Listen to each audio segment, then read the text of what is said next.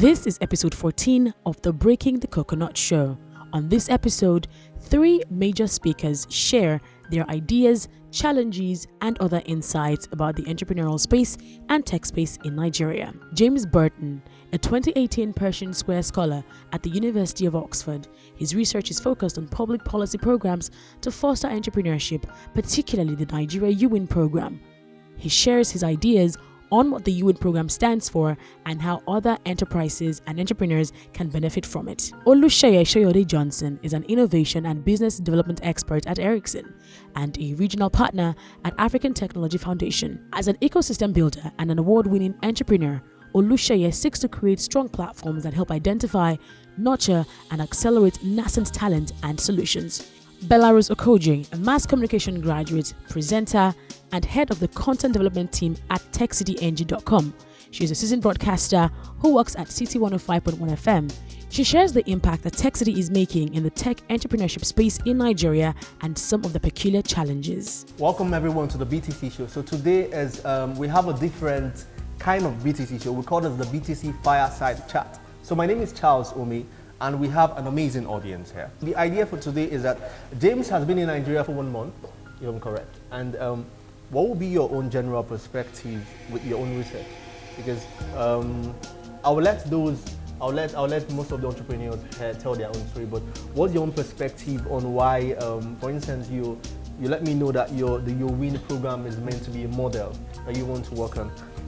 Trust me, prior to now, I wouldn't have embraced that thought. I wouldn't believe that UWIN was meant to be something someone else would copy. But you've come up with the research, and maybe you have something we're quite not too aware about. So what makes that model quite something you want to replicate somewhere else? Sure. So UWIN, for I guess the international viewers, was a competition run by the Nigerian Ministry of Finance, and it was the biggest business plan competition in the world.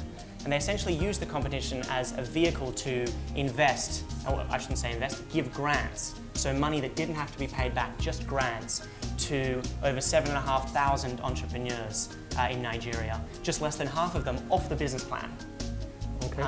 So not people with necessarily proven models, it was people that were excited to try something new. And a lot of people were very skeptical, as you can imagine, not just because it was a government policy, but obviously because it's a very high-risk area and you're giving between 1 and 10 million naira to these people. And what we actually found, and what the World Bank found when they did an entirely independent study over the 3 years following the program in its original version, was that it's one of the most cost-efficient job creation programs of its kind ever created. So much so that the World Bank... In Nigeria or Africa? No, like in the world. And so I mean, this is the amazing thing, is that David McKenzie, who is a very, very senior economist at the World Bank, did a very detailed piece of research. And what was fascinating, very briefly without getting too technical, was that they structured the program in what's called a random controlled trial.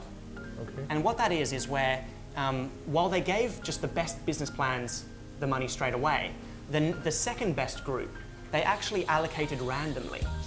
Okay. And you say, well, why would you do that? Why wouldn't you just give to the absolute best?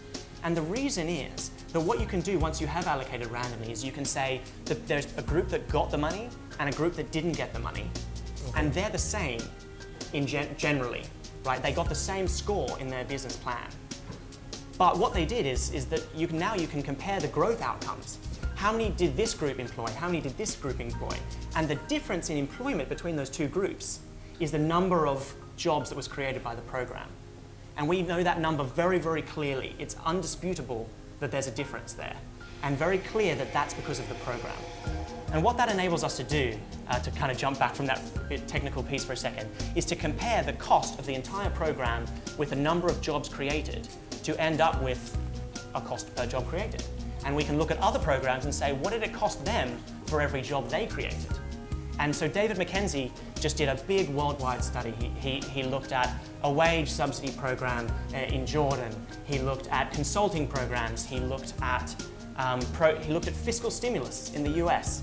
And if some of these programs were costing $80,000 per job created, some of them, even say the fiscal stimulus in the US, for tax cuts in the US, it cost about 150% more per job, or 150% of the cost of doing UWIN per job.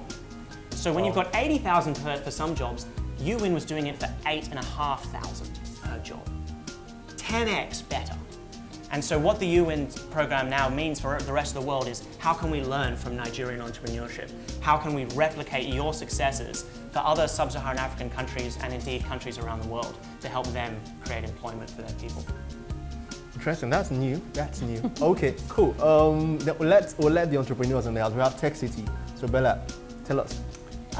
I love telling the Tech City story because I think I know that it came at a time when perhaps the issue of unemployment was just about to get really bad. We started off as friends from the university, thankfully. We were about to get into the labor market, but thankfully one of us was thinking before we graduated. And they came up with this idea where we would share tech information to as many people who use technology or were interested in technology in a language that they understand. And if you look at how technology is, even right now, many people still run away from the technicality of it because of how somehow verbose it can be. True. And how confusing, how confusing it gets sometimes. And then we looked at Nigeria. As much as we are a very happy people, even though that index, we're not doing too well on that index anymore. We like the simple things. True. So when you speak to someone in a language that they understand, they are able to accept it faster. And then we decided to talk about technology, do a gadget review. Everyone here has a smartphone. We all have laptops, we have desktop computers. People are driving smart cars. And then we want to talk about the things that make your phone act the way that it does in a language that you understand. So you don't feel like, oh, this is American wonder. No, yeah. No offense. So when we sat down and thought about it, I am a content developer. I write well, if I do say so myself. And I also am a broadcaster by training. I had a group of guys around me who were really techies. They still are. They are very involved with the dirty work, going behind the cameras to tweak this device, to check out what's up with the laptop and all of that. But they're not very camera friendly, right? So there's me, Very true. who is the poster girl for camera. And then we sat down together, came up with this idea, modeled it in such a way that it would fit on television. Because we also looked at the Nigerian mass. There was a time when traditional media was practically the only way you could communicate with a lot of people in Nigeria. So we said, okay, let's go on TV. Let's put this on television because of the number of people we're trying to appeal to. We went to TV stations and they were not interested in really what we had to offer.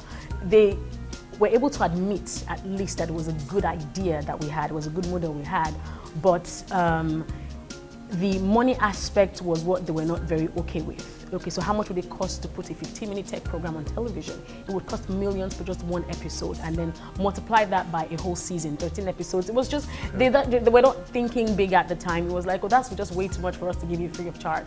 And then we thankfully decided, okay, how else can we do this? This is information that we think everyone out there can use. So we thought YouTube. Okay. We went on YouTube, put up some of our content there. Thankfully, we were able to set up or establish friendship with YouTube Nigeria and some other brands in Nigeria, and we began doing things for them. They would have us do some of these things for them, so they would use at their events. So we would do a Samsung gadget review, for instance, and on the day the gadget was being launched in Nigeria, our review would be shown there.